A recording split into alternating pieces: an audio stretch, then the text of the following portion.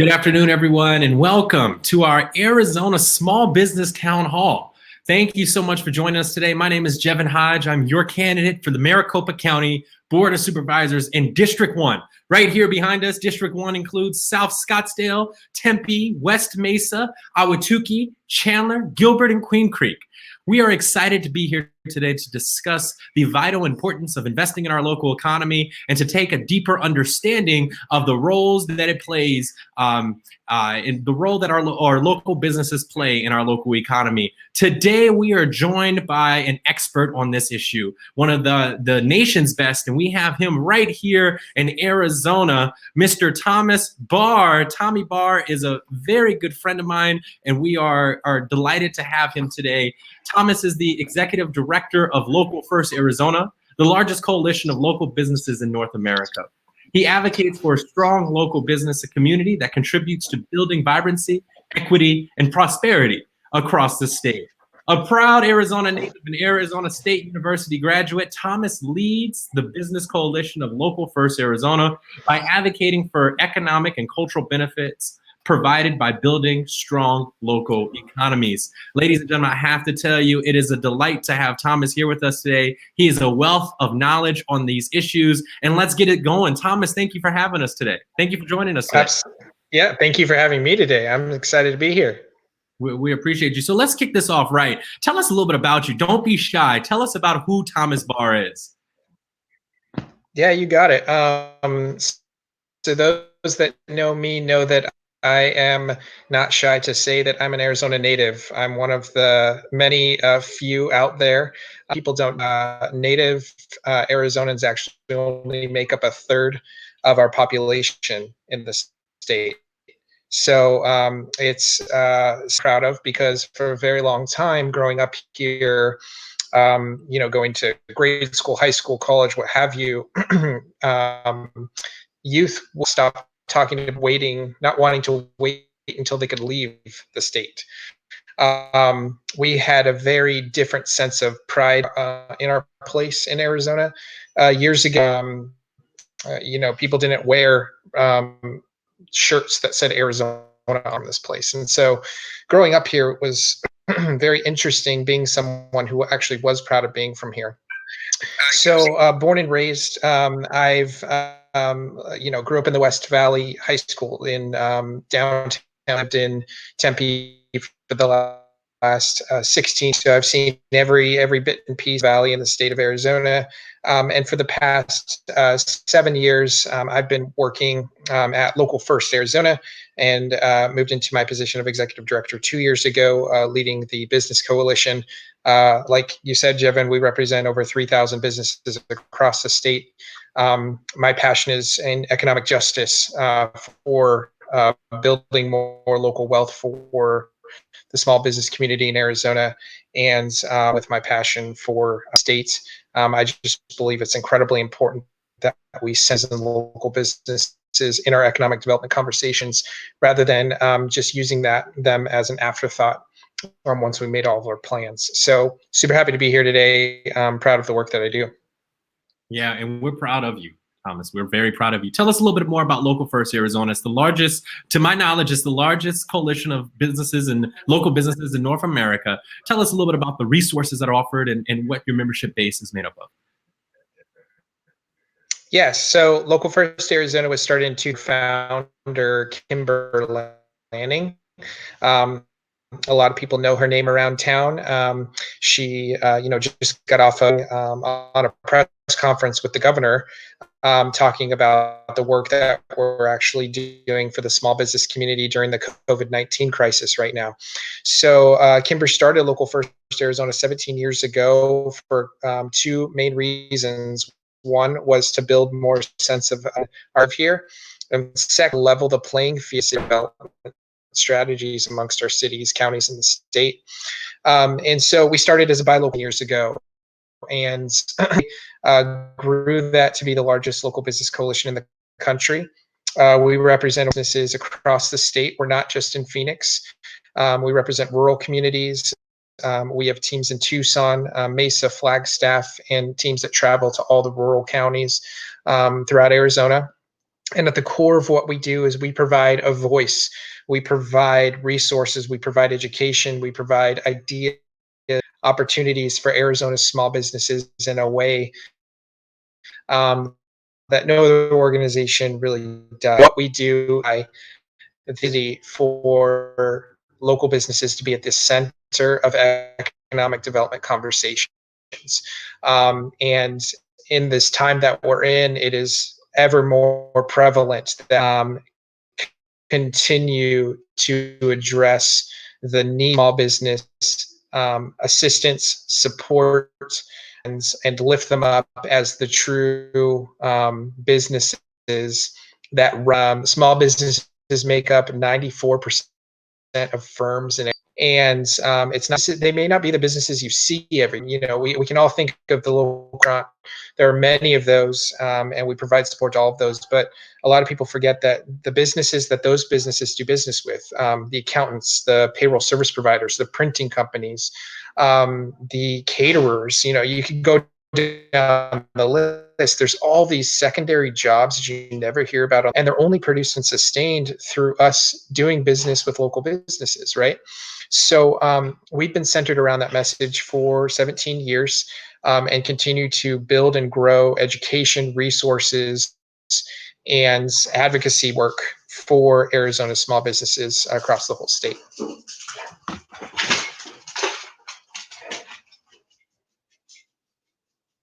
That's incredible. And thank you for the work that you are doing. It's so vitally important. So vitally important. So you talk about how 94% of the firms that make up Arizona are small and local businesses. The topic on everyone's mind today is COVID-19. How has COVID-19 impacted our local Arizona economy? In ways that we could ever have imagined. So hit the small businesses were immediately impacted and weren't quite sure what was to come. This was, I would say, right in the middle of March, seeing the impacts on Arizona and things starting to move in Arizona as we do as a community. The governor announcing to move to or curbside pickup and things like that. And because of the rapid at how things were changing and how information was coming in and how things were developing, it sent a shock of fear into the community, a bit that still exists now, because we weren't sure what funding was going to be, what resources were going to be available. Businesses didn't know if they could stay open or close. I didn't know about the health and safety that were going to be needed for everybody in Arizona in order for us to get back to normal, right? And so what we did is we activated quickly to provide the most up-to-date information and resources that we possibly could each and every day and each and every hour. There were conversations we were having at noon that by 5 p.m. needed to be updated, right? And so what we did is we reached out to all of our partners. Our team activated immediately and support and resources to all of the small businesses. We got a resource website immediately, so business information. We started hosting so that small businesses knew what resources were going to be available, how they could communicate to their clients and customers, and we made sure they knew how to go through the financial grant and loan options that were made available. So in those rapid first hours of this crisis, we responded to the community by there for them when they needed us the most, and we continued to do that. Along the way, we named very early that there were going to be a lot of small businesses left out of the main conversation and out of the main source of funding coming from the federal government. And those types of businesses are most vulnerable, and these are the ones that you might not think about. I want to underscore, every small business needs support. Every small business needs cash infusion, and no small business should rely on as a solution for saving them from an economic crisis. But we identified to be very small businesses that needed cash in order to just put food on the table for their families. So 10 days ago, we launched the Local First Arizona Relief Fund for our smallest of businesses with less than home, and businesses that rely on their income from that business as their sole source of income. And in just 10 days, we've actually raised $675,000 that we are giving out in micro grants. We've received 2,000 applications in those 10 days, and we've been able to award already $100,000 to businesses at a cap of $2,500 for each business. So these have allowed us the opportunity to help businesses, help families stay afloat next week. These are businesses been able to respond in a lot of different ways. And we've seen a lot of community. Another thing that we saw was, there's a lot of businesses out there impacted that don't have a cash flow. And, we're a membership organization where businesses will pay a very low fee to join. And we wanted to respond to that. And so then when businesses came to us asking for promotion, support, resources, have to pay to join Local First, we set up a sponsor business program so that members of the community could stand up and help support Local First, provide those resources. We launched that 10 days ago as well, and we've had over 250 business sources too. So these are just some of the things we're doing right now. Our team continues to adapt, pivot, and provide new opportunities each day and each week as this continues on. Wonderful, wonderful. That's amazing. So you're talking about the local businesses relief fund. Can you tell us, how can our local businesses, our local communities get access to the local business relief fund? And then are there other lesser known options that they, or lesser known opportunities that local businesses can apply for?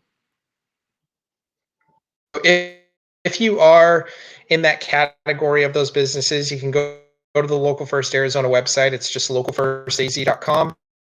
And you can, we have split up committee panels in each area of the state to review applications depending on the region that you're in. Let's say you're in Tucson, your application isn't going to be reviewed by people that are in Phoenix. Same if you're in Flat, your application isn't going to be reviewed by somebody in our greater Phoenix area. It's going to be reviewed by people in those regions. You can apply from any urban or rural. You would just need to meet the requirements, under 3 employees, relying on your income from that business as your sole source, and tell us your story, how you've been impacted. So yeah, businesses are welcome to apply. And then for the community, we're continuing to grow the funds. So in helping support these businesses, we are looking to you to continue to assure and know that first is going straight into the hands of that business. We actually had the vice, he was the first one to step up and donated $5,000 the first day that we launched the fund. So it's just really meaningful and great to see all the community support that's coming out. And then if you're looking for resources, additional support, please reach out to us at Local First. So for the members of Local First Arizona, again, if you can join, please join or renew your membership. If you can't afford application on our website, just fill it out. We'll get you sponsored. We are offering, we just announced this just about 30 minutes ago, we're offering direct one-on-one consulting services to any small business that's a member of Local First Arizona. All you have to do is select a time, and somebody from our team will reach out to you. We'll set up a phone call. We'll learn more about you. What's your background? How many years you've been in business? What are you facing right now? And then we will connect as a team, come up with the best ideas and solutions for you right now, and give you feedback on marketing strategies, educational opportunities, funding resources. So it may be that you're a business in Tempe and you don't know that Landings Credit Union is working with the city of Tempe and offering a low interest rate loan right now for any businesses in the city. So those are the types of things that we can help connect you to based on having those conversations. So I named that just because I want to underscore small businesses don't get support by not having a relationship, right? They're all in, when they get to know their customers, it's a relationship. And so we're trying to extend that to the businesses that are out there that need support right now. And so that's why we're offering that. So we're well aware of a lot of different funds, a lot of different low interest loans that are available. We continue to provide more and more financial resources to businesses in the community right now. I love that. You heard it here first. The consulting opportunities with Local First Arizona for our local businesses. That's incredible, and will serve as a vital resource to helping tell the story of local businesses and helping them to identify their resources. We just got a question that just came in online from Trevor Paxton. Trevor says, what's the best and most reasonable way to support local businesses that don't know or can't, based on their business model, offer go-to or curbside options? Outside of buying business cards, do you have any advice as to how the public can support our local businesses during this time? Yeah, absolutely. So you've named two communities right now, businesses that have decided to offer products or food to go or curbside pickup. Support them if you have the means to. There is a great website that we helped put together through our collaborative partners. It's called supportlocal.xyz. We'll make sure to share it out after this. It's a database and curbside pickup, to-go options, and gift cards that you can support. And you can also just reach out to us at Local First. We have our own directory that you can search on for any local businesses that you can support right now. The other thing that you can do is you can look at options for potentially buying things now that you might be able to use later to help with the cash flow for small businesses. So maybe you're looking to have a painting or outdoor painting for your home sometime this year. Could you reach out to that local painting company and maybe start the conversation, see if there's like an initial down payment you might be able to make so that they can have some dollars coming in to sustain their business through these troubling times, and then complete that payment later, schedule it for the fall, something like that. Can you think about your memberships that you have? For example, the Phoenix Zoo is closed right now. Those are local nonprofit institutions right here in our community. Keep your membership with them. Don't go and cancel it.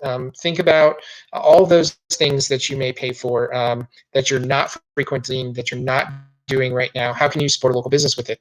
I'm also seeing, a lot of families at home right now thinking about things you can do with the kids.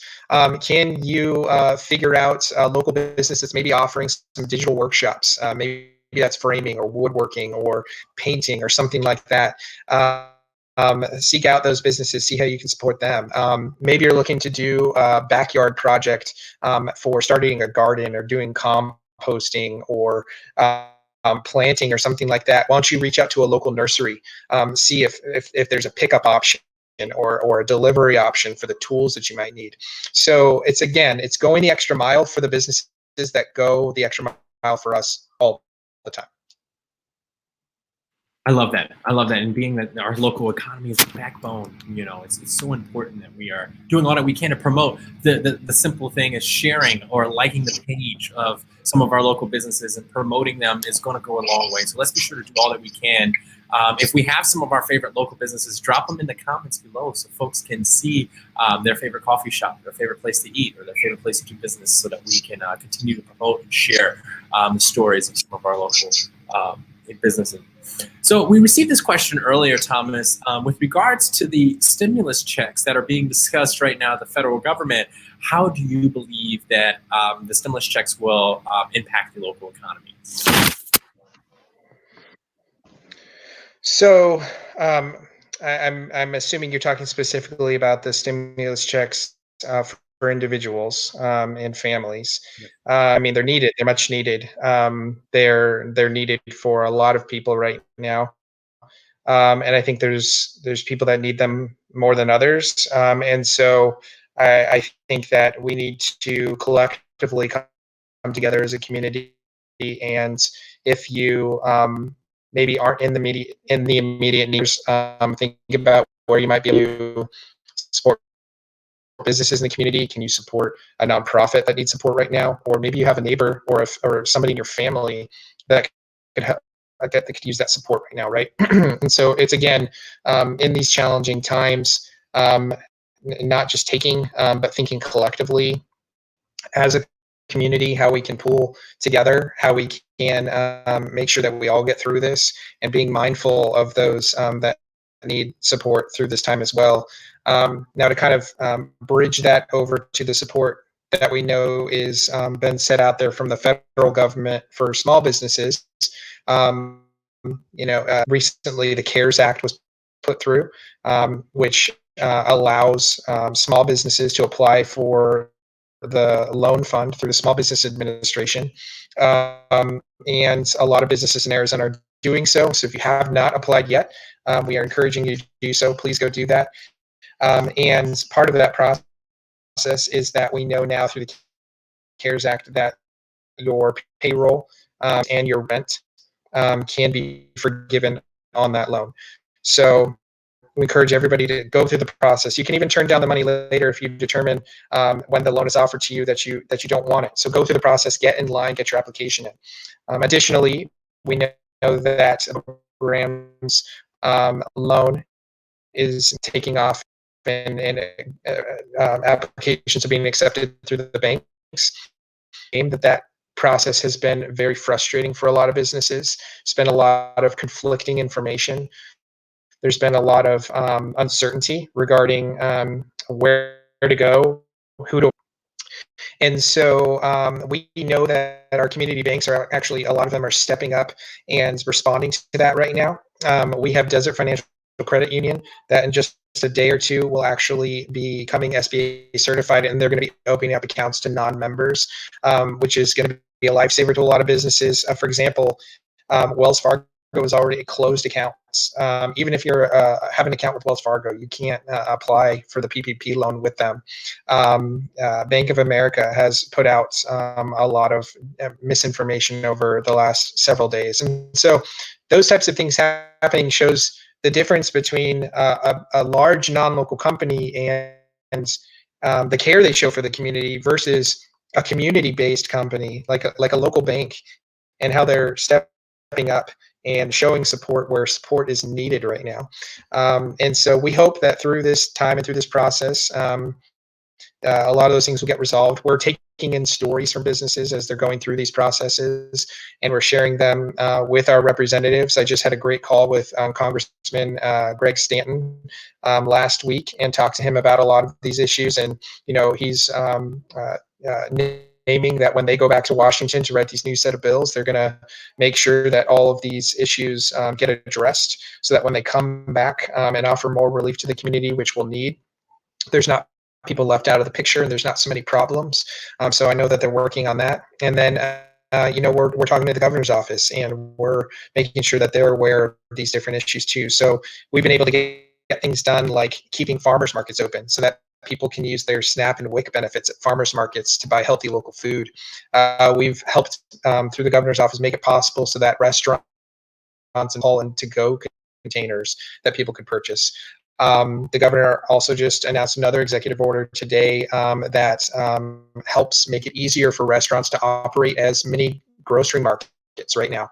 So they can sell produce, they can sell toilet paper, they can sell goods. So if you don't want to go into a big grocery store, be bumping elbows with a bunch of people right now in a non-safe way, there's going to be probably more restaurants coming on the scene soon where you can put it in order online for your eggs, milk, a produce that you need, and then just go by and have it in a basket, pick it up, rather than going through the whole process of walking through the store.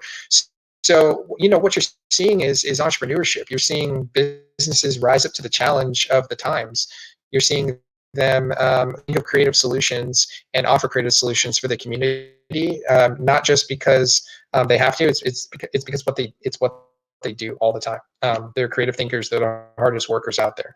So that's what we're going to continue to see, and we're going to continue to advocate for more relief, because more relief is needed. Wonderful, wonderful, and some great insight. Thank you. I know that one of the restaurant groups in Washington D.C., Farmers Restaurant Group, just went live with their restaurant market, and it's doing exceptionally well. And speaking of D.C., we just had a comment come in from Michael Aiken. He says, "Thank you for hosting. As a board member of Think Local First DC, I would like to thank Think Local First Arizona for their leadership in the local business space. It's so important in these moments, and as always." How might local business groups across the country work together in these times? Great. That's a great question. And so I serve on the board for the American Independent Business Alliance. We represent around 150 local business, independent business alliance coalitions that exist across the country. And we're on weekly calls on how the organization can best bring together these coalitions that represent independent small businesses across the country. We've representation from everywhere from Massachusetts to Arizona to Utah to Austin, Texas, across the country. So local business networks need to stay in touch with each other. They need to be sharing ideas. They need to be sharing solutions. They need to be troubleshooting all of these issues. So I actually was on the phone with Danes County in the Midwest, and they learned about our loan fund that we're offering to small businesses, and were able to start their own in their own county. So it's those types of conversations that we need to have. So if, I know that Think Local DC is connected to the American Independent Business Alliance, has been for a time. I know we know Raj over there well from local. So we'll continue to stay in contact, continue sharing those resources, and being linking arms with each other as we continue through these times. So that's really important. That's exactly right. That's exactly right. And collective knowledge is better. When we work collaboratively and work together, that's how we find progress, and that's how we continue to move forward. We just got a question from a new resident, Joshua. He says, as a new resident to Arizona, what are some local businesses that I should support? Thank you for asking, Joshua. All of them. No. I would say look in your neighborhood first. Who are those businesses that are still open and operating? You can have the most economic impact in your community if you're spending with businesses that are remotely close to you. So look maybe on your neighborhood associations group and see if there's any small businesses that need your support. You can also look on Local First Arizona's website. We have a directory with all of our businesses in it, and you can search based on any type that you're looking for, and whether that's food, whether that's a service, what have you. There's a lot of businesses operating and doing really cool things right now. Tempe-based Changing Hands Bookstore is offering gift book packages for people. So you can go on their website. I think it's like $30, $35. You can have a book delivered to somebody with some other goodies inside, and they'll even pick the book for you if you don't know what the person wants. So you can select maybe a type of genre that your friend likes, or the types of things they like to read, and you can put in some notes, and then their staff will pick something for you and send it to them. So that's really cool. And then there's small coffee shops still offering to-go stuff. They rely heavily on foot traffic. So maybe if you're not buying that daily coffee, instead of getting your bulk coffee from the grocery store, what if you reached out to that small local coffee shop and got that for the week instead? So there's lots of ways. Again, think about the way you spend your money regularly, and how that's not being infused into local businesses right now because of the lack of foot traffic, and because we need to stay safe. And how can you go the extra mile to maybe channel some more dollars into them so that they can float right now? I'm going to use this, Thomas, as a shameless plug for my favorite coffee shop in the United States, Gold Bar Espresso, on the corner of McClintock and Southern. Yep. It's on the northeast corner by Ross. I strongly recommend it. I buy my coffee there, my bulk coffee. It's one of the best coffee shops, and it's the longest running independent coffee house in Arizona. So think through. That's exactly right. Think through, how can we be creative? How can we be innovative? Those dollars that we are spending, we're going to spend. We need the resources. How can we work to bring that back home so that the dollar stays in our local economy? Yeah. Next comment and question comes in from Council Member Henry Wade of Maricopa City. Council Member, thank you so much for tuning in today. We appreciate you, and we thank you for your service. Good afternoon. Can you discuss ways small businesses can cut back on fees not always necessary for them to do business? Sure. So I guess that would depend on the fee, whether that's a fee to a vendor, an accounts payable, something like that. You're going to have a lot of different situations. What we would recommend is if a business doesn't already have a CPA, to look at your books, look at all the expenses you have, and see what negotiations you might be able to make or resources or opportunities there are to cut back on those expenses. So it could be something as simple as fees for your accounts payable or insurance or things like that. Again, having conversations, calling those companies or those utilities, and seeing what you might be able to do. There's been many cities. I know the city of Tempe put out an announcement over 2 weeks ago saying they were not going to cut utilities for businesses or residents. So things like that, it's important to learn and read up on what the specifics behind that really mean. And then you should also know as a business that there are resources out there for you. So again, if you don't have a CPA to help you, Local First actually has a group of CPAs right now. If a small business needs support, you can reach out to us. We can connect you to one to talk to you about the SBA loan process or any questions that you might have. We have a really active Facebook group for our members where people are asking questions all the time, and we're updating them on resources and information. So all members of Local First can be in that group to get those resources. And then we're continuing to advance conversations and have an outlook on what next steps look like for government support for businesses that might not just include a grant or a loan, but may include having some of those fees waived or covered. So as everyone knows, the governor announced yesterday the mandate for no evictions for businesses for at least the next 7 weeks. So we're having conversations with the office on that and what that really will mean for businesses. Additionally, we're having conversations about sales tax issues, and we also had the governor retroactively come back and say that restaurants did not have to pay for the renewed license, which was actually due on March 31st. So that was helpful for restaurants, things like that. So we're looking under every rock. Know that there's people advocating for these things ongoingly. There's lots of movement on them.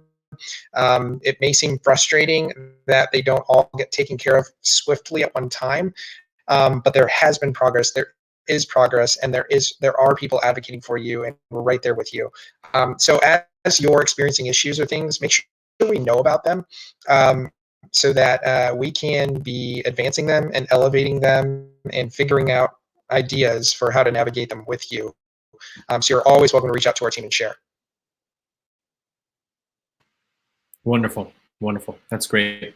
We have another question that just came in from Trevor.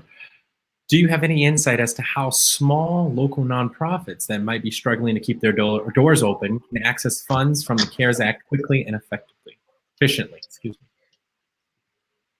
Yes. The first is you got to get in that SBA loan application. Obviously, that's going to take some time, but you've got to get it in.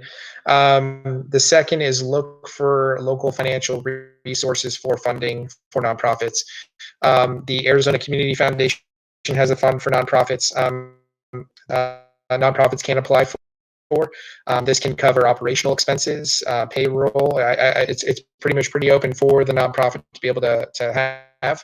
Nonprofits are also included in the non-eviction executive order that was put out yesterday. So that's also potentially some relief as well. So we actually have a list of several funds on our website. If you go to localfirstaz.com, click on the COVID resources, you can see additional funding that may be available. Depending on how large your nonprofit is, the type of work that you're in, it really depends on what you might be able to access. But I would recommend in just looking under every rock again, looking for all those different types of resources. That's exactly right. So while we're in the vein of talking about resources, let's talk a little bit about preparedness. What can small businesses do in this moment of time? One, to prepare for the next phase of the crisis, and two, to prepare for the future. Great question.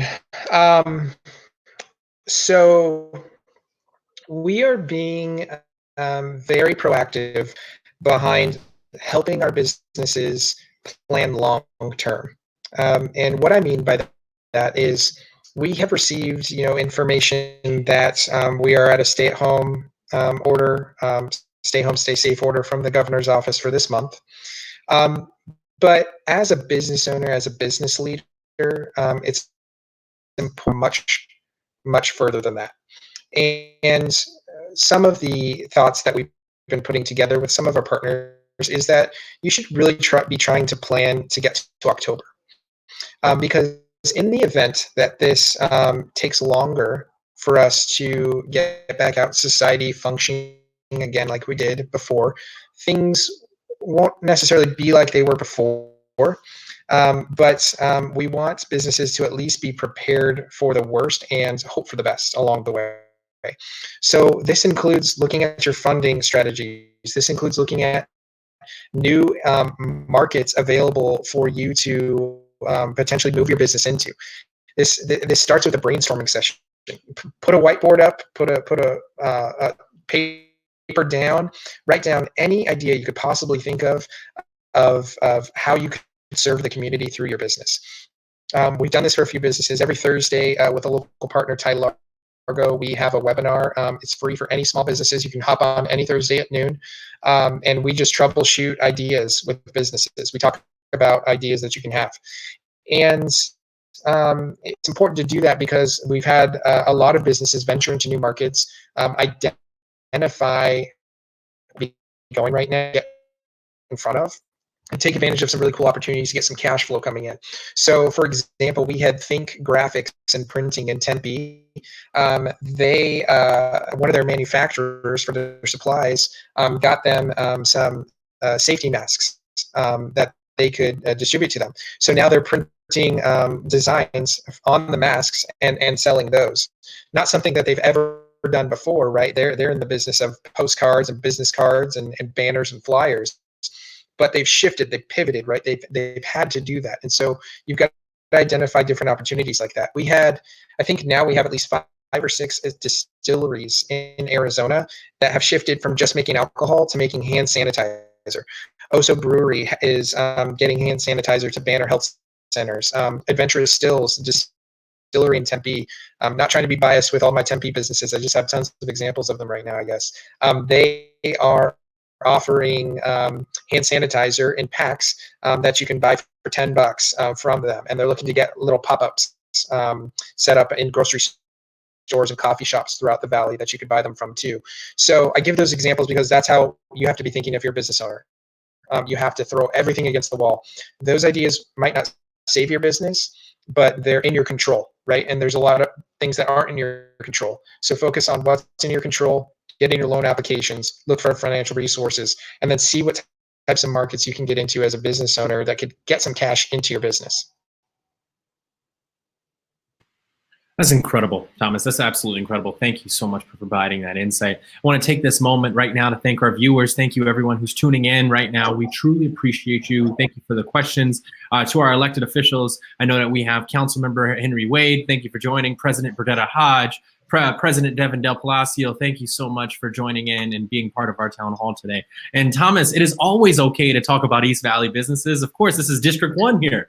So we proudly support the promotion of all businesses in the Southeast Valley. So Thomas, we're going to wrap it up today. But before we do so, can you share with us some closing thoughts? What are your tips and recommendations and closing thoughts as we move forward? Sure. I'd just recommend, if you're an individual out there, just to remember and be considerate of the many challenges that everyone's facing right now. I think that the community needs a lot of kindness. I think that if you're going to the grocery store, you should say hello and thank every single person that's working there. I think that you should remember the 10 million people that have filed for unemployment right now every single day. I believe that you should be thinking of the nonprofits that are struggling, thinking about how they're going to continue to provide services in safe ways in the months to come. I think we need to be considering those that have less than us and how we might be able to help them. I think that people need to reach out to their neighbors and make sure they're okay and be there for each other. So Arizona will only rebuild in a healthy way if we sustain ourselves in a healthy way through this. And so everyone should stay safe. Everyone should remember that our community is built on the small businesses that have been there for us through thick and thin, that have sponsored our sports teams, that have donated money, that have donated gift cards, that have donated space and time and anything they could because they're here and they care. And if we want a community that is unique, if we want a community that's diverse and cultural and has the things that make Arizona a great place, then we have to stand up for small businesses during this crisis right now. So do everything you can if you have the means to support them, and we'll get through this together. That's exactly right. We are stronger together, and we will get through this together. Ladies and gentlemen, from the comforts of your home, please join me in giving a virtual round of applause to our dear friend, the Executive Director of Local First Arizona, Mr. Thomas Barr. Tommy, thank you so much for the work that you are doing. Thank you so much for your service and dedication to Arizona's local economy, and thank you so much for being with us today. We truly appreciate you, and we're so fortunate to have you. So thank you. Thanks, Kevin. Appreciate it. Ladies and gentlemen, that concludes this portion of our question and answer portion of our town hall tonight. Thank you so much for tuning in. As always, times are difficult right now, but we will get through it together. I promise. If you need a head to shoulder to lean on virtually or someone to talk to, please reach out. Send me a call, text, email, get involved in the campaign, or send me a DM. I'm always here and accessible for you. Ladies and gentlemen, have a great evening. Be blessed, be safe, wash your hands, check in on your neighbors. I will talk to you soon. Tune in for our next town hall in 2 weeks. Have a great one, everyone. Bye-bye.